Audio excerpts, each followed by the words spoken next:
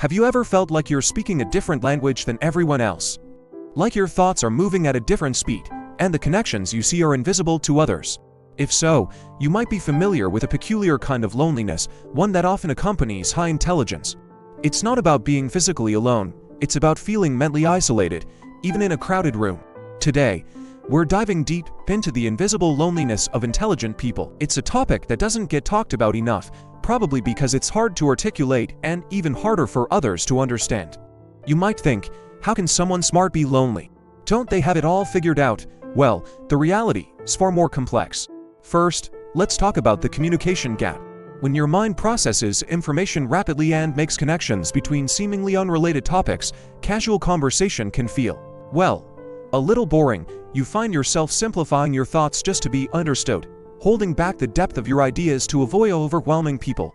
It's like having a high-performance sports car but being forced to drive it in first gear all the time. Over time, this constant self-editing can be exhausting and deeply isolating. You yearn for someone who can keep up, who can challenge you and build on your ideas, not just stare back blankly. This leads to the second point, the struggle to find intellectual peers. It's not about being arrogant or thinking you're better than others. It's a fundamental human need to connect with like-minded individuals. For highly intelligent people, that like-minded pool is statistically smaller. Finding someone who shares your intellectual curiosity, your passion for abstract concepts, or your quirky sense of humor can feel like searching for a needle in a haystack. While others bond over popular culture or daily gossip, you might be more interested in discussing quantum physics, ancient philosophy, or the ethical implications of AI. This difference in interests can make it incredibly difficult to form deep, meaningful friendships. Then there's the burden of overthinking. An intelligent mind is a powerful tool, but it doesn't have an off switch. It analyzes everything, from social interactions to global problems. Did I say the right thing? What did they really mean by that look? This constant internal monologue can be a breeding ground for social anxiety. You might replay conversations in your head, dissecting every word and gesture, often assuming the worst.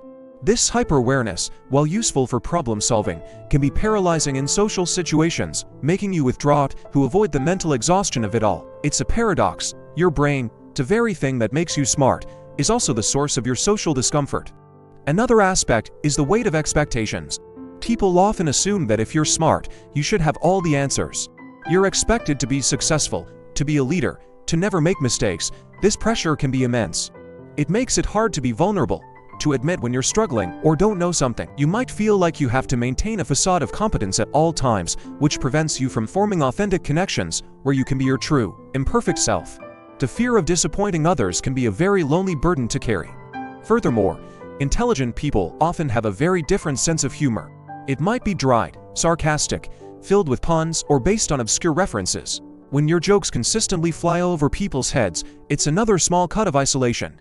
Laughter is one of the most fundamental ways we connect, and when that connection fails, it reinforces the feeling of being an outsider. So what can be done? If you recognize yourself in any of this, know that you are not alone in your loneliness.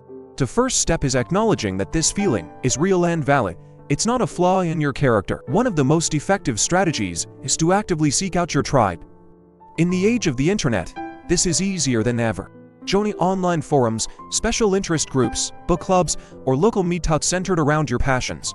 Whether it's a chess club, a coding bootcamp, or a philosophy discussion group, finding a space where you don't have to downplay your intelligence can be life-changing. In these environments, you can finally let your mind run free and connect with people who get it.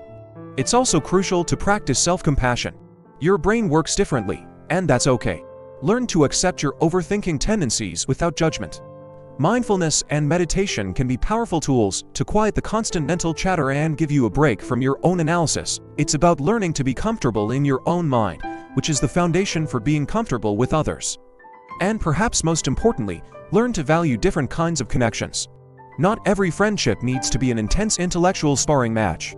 There is immense value in connecting with people on an emotional level, sharing experiences, and enjoying simple moments of kindness and fun. Learn to appreciate the diverse strengths of others. Someone might not be able to discuss string theory with you, but they might be an incredibly loyal friend, a great listener, or someone who can make you laugh with a silly story. Broaden your definition of a meaningful connection. Finally, don't be afraid to be the one who initiates deeper conversations. You might be surprised. Sometimes, people are just waiting for someone to break the ice of small talk. Ask open-ended questions, share a fascinating idea you've been pondering.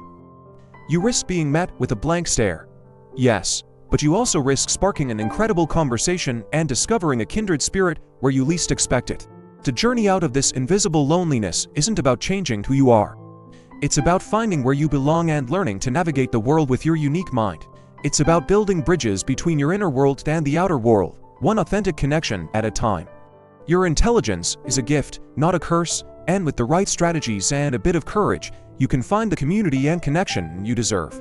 Thank you so much for watching. If this video resonated with you, please leave a comment below and share your own experiences. I read every single one. This loneliness is not a punishment. It is a signal, a compass pointing you towards what you truly need. Your mind is designed for depth, for curiosity, for resonance. Not for superficiality, not for no's, not for empty approval. When even a single conversation sparks genuine understanding. When just one person resonates with your depth. The isolation melts away into clarity. Remember, your intelligence is not a curse, it is your guide. It leads you toward true, meaningful connection. And that journey is only just beginning. Embrace the journey, for it leads to where you belong. Hope is the bridge between loneliness and connection. And don't forget to like and subscribe for more content that dives deep into the human mind. See you in the next one.